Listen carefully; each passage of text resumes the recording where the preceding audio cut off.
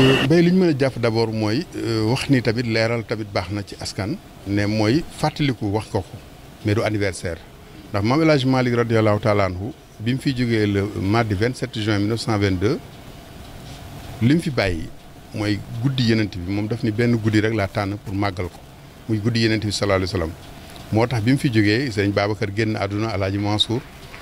alaaji Abdou maanaam amul jëmmu anniversaire soo demoon tey Tiwaawoon la ñu daan def la ñuy def mooy jàng alxuraan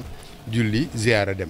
waaye nag maam Abdou Aziz dafa am lu benn mbokk waxoon daf bi mu génnee àdduna daf ne ko fan lañ ko rob mu ne ko Tiwaawoon de ci jëmm lañ ko dugal waaye alaaji Abdou ñu ngi ko rob ci xolu képp ku naan ashhadu an laa ilaaha illallaah wa ashhadu anna muhammadan rasulullah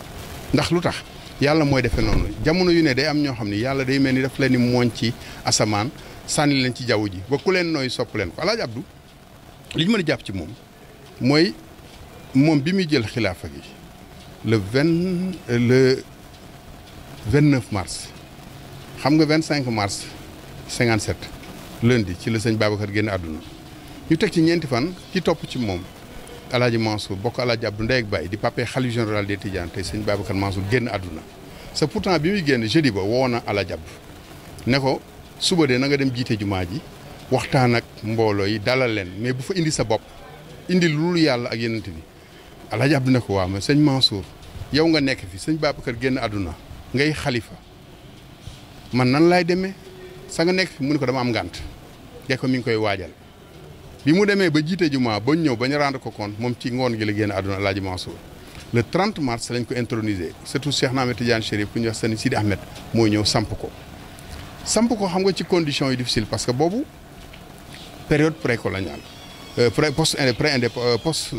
pré indépendance maanaam boobu amaguñu indépendance fekk na réew mi nekk ci ay jafe-jafe alaaji Abdou nag jël ko 1957 ba 1997 le 14 septembre l'histoire se répète gis nga loolu magam ji defoon ko alaaji Mansour moom noonu la defaat ak turandoo baayam boobu sëñ Mansour borom daara ji ndax jeudi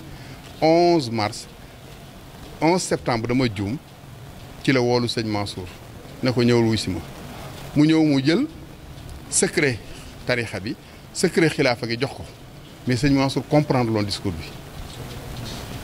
le 14 mu wuy ji àdduna borom bi mu demee liñ mën jàpp comme ni nga ko laaj mooy koo xam ni la waxuñu dimension spirituelle am ndax sëñ Abdou kuy wax ci moom di wax ay karaama xamuloo ko ndax dañu ni al istixaama xaynul karaama maanaam njub daal gis nga miracle bi gën a ëpp solo mooy njub sëñ Abdou nag ñaar rek la teg 93 ans la dund zéro faute dafa mel ni li maam Cheikh Thioro Mbacké waxoon daf ni sëriñ Abdou de karaw gu weex gi ak gu ñuul gi fekkante nañu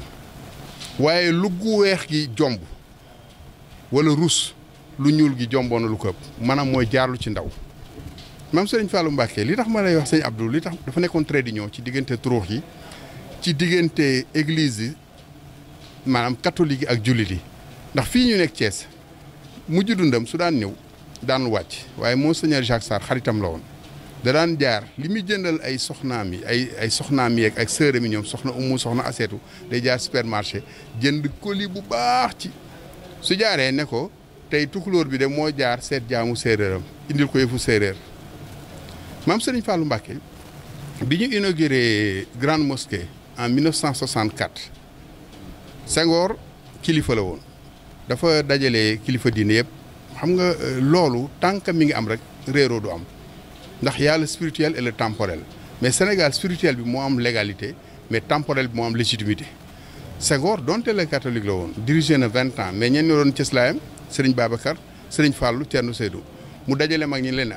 lii de roi du Maroc moo ko offrir Sénégal muy grande mosquée bii léegi nag kan moo ko war a jiite problème de am man nag du ma ci dugg yéen a koy lijjanti seen biir sëñ Fallou moo ci magoon ñoom El Hadj Ibrahima Niass bari na ci ay kilifa Thierno Seydou sëñ Fallou ne ko Senghor da ngaa baax rek waaye ki koy jiite du doon murit du doon tijaan du doon xaadir du doon Baye Laay xam nga kan lay doon nitu yàlla lay doon nitu yàlla nag borom xam-xam lay doon tamit. bu maandu bu jub gisuma ci ku génn alaaji Abdou Aziz Dabakh ndax ñoo bokk meen mi bokk geño gi bokk aussi pas-pas bi ñun ñëpp jógee ci maam Maram ba pare mu am kër Dakar donc charte imam yëpp daje na ci moom xam nga yooyu ki am cër mooy maye cër sëñ Abdou nag yàlla dafa def li may wax toujours chef religieux dafay nekk un contre pouvoir ndax chef religieux société civile la bokk warul am pété mais warul nekk contre le pouvoir Alaaji Abdou nag il a toujours joué son rôle de contre pouvoir mooy fu réew mi naree lëj mu delloo les parties prenantes autour de l' essentiel muy l' intérêt général sa daf ko daan wax image bu neex dafa daan wax ni bu kenn ne na sama bateau na sama ëmb sauvé na ñëpp jiital bateau bi muy intérêt général maanaam su bateau bi muccee réew mi mucc xam nga nag Sénégal fi ñu toll ñii ngi xëcc ci waaso ñii ngi xëcc ci seen wàllu tare ñii xëcc ku nekk sa loolu moo fi jafe waaye yim ciy ñëw kooku moom yi fés rek la ñuy wax mais yi nga xam ni da koo def sa fésul lii ci wàllu ñaan parce que dañuy ñaan ak sarax day tax ba ñu war la tëj 10 ans de prison balaa war a ñëw yàlla delloo si ko un mois de sursis sëñ Abdou guerre Iran Irak bi mu amee moom bind na lettre Clinton pour ñaan ko comme boobu Amérique gis na pouvoir bi ñu am ci àdduna pour jàmm ñëw guerre Sénégal Mauritanie bi mu fi naree fitna bi jóg dafa sol dàllam dem seeti Maouye Ould Taya seeti Abdou Diouf li fees rek la ñu gis mais li mu def ci suuf ba ñaari réew yi dellu si jàmm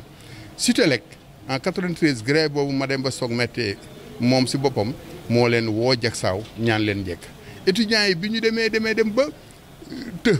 daf leen woo ndax sëñ Abdou yàlla dafa demoon xam nga dañ naan yàlla ñëpp la fi nekkal mais ñëpp nekkaluñ fi yàlla moom nag ñi fi nekkaloon yàlla ci suuf la bokkoon ndax homme de Dieu la woon ba ñëpp rusoon ko parce que mësul jóg pour intérêt boppam mësul jóg parce que dafa daan wax ne la mbay soo nuyoo sa mbokku julit mun la tijaan nga war a murit rek roccil sa loxo seytaane dugg mësul tam def affaire waaso wala affaire xeet moom dafa mës a yemale ñëpp